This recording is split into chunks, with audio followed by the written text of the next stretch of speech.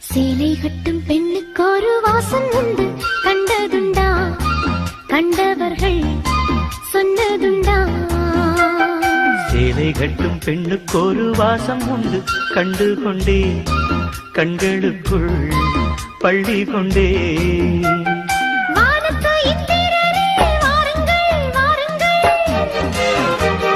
பெண்ணுக்குள் என்ன இன்பம் கூறுங்கள் கூறுங்கள். இதமோ சுகமோ உலகத்தில் இல்லை, இவளின் குணமோ மனமோ மலருக்குள் இல்லை. சேலை கட்டும் பெண்ணுக்கு ஒரு வாசம் உண்டு, கண்டதுண்டா? கண்டவர்கள்